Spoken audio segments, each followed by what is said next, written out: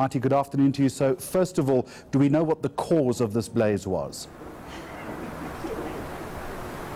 Well, according to the police, Jeremy, they're suspecting arson in this particular incident. I'm just going to slightly move out of shot, Jeremy, and let you see for yourself the shack that was burned last night. We understand that police have taken someone into custody for questioning after this very devastating incident that happened in the early morning hours of this morning.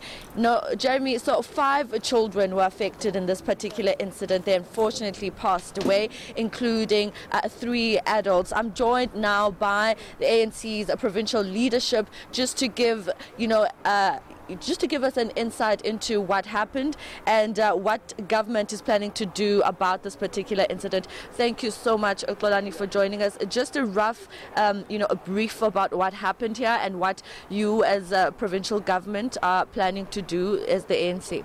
Well, I was not here when the incident happened. I arrived and then I got a briefing from the local leadership and also some members of the deceased family. I'm told it's exactly what you have explained to Jeremy. But I think for me, it really gives a government a wake-up call that we need to speed up on issues of development.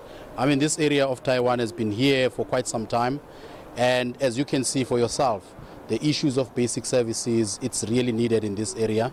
We've been fighting hard with the provincial government and the local government here, the city of Cape Town, to really transform this community, because you can't have people live like the way they are here. But of course, I mean, we send our condolences as ANC to the family.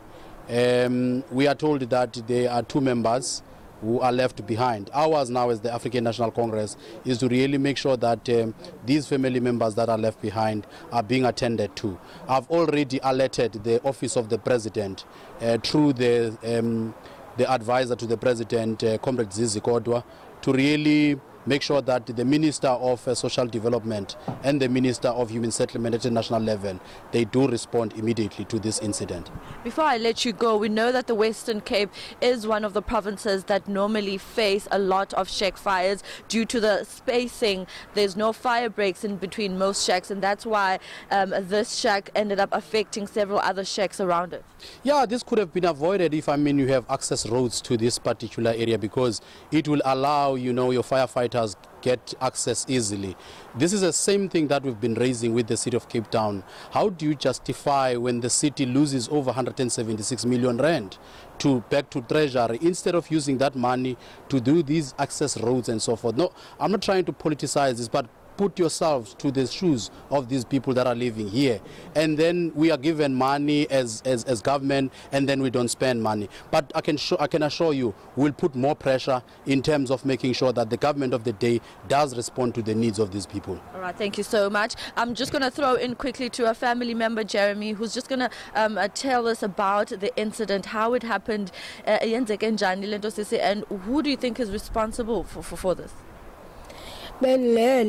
Ndive ngento endirhathayo apha empumlweni xa ndiyiva ayinuki eziba ayinuki ngendlela erayithi iyandivala umphefumlo. Xa ndiphakama bandijonga ngasekitchen ngumlilo ugcwele indlu yonke ikhitshi, sekumnyama kuyavutha. Ndithe ndimile ke ngokuba ndiphelelwe yingqondo uba mandenze njani, ndizophuma njani. Ndibona uba andinalo elinye icebo loba ndiphume because umnyango sekuphelile ngasemnyango, kushiyeke ngena apha ekamereni.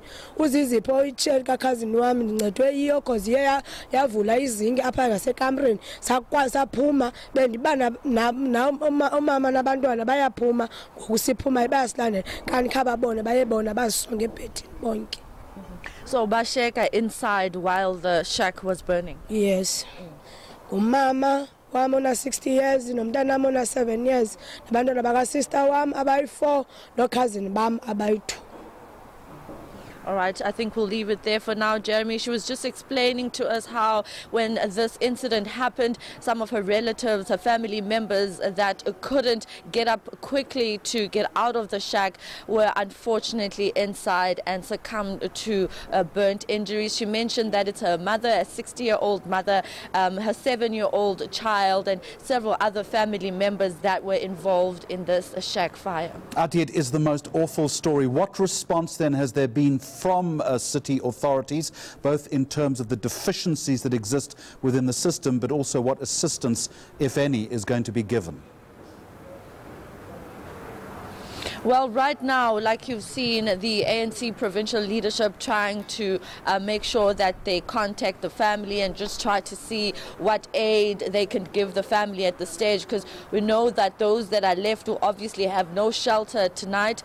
But Jeremy, will keep an eye as to what the city plans to do. It speaks to the many problems that this province faces in terms of human settlements, in terms of the informal settlements that are spread across this province. Like I mentioned with Xolani Sotashe here, that there's no fire breaks in between these shacks, and how he said that even though the shack fire was targeted and was aimed at one shack, it ended up affecting those that are around it. So it speaks to the spacing, the lack of fire breaks in between the shacks, which ends up affecting most of the community.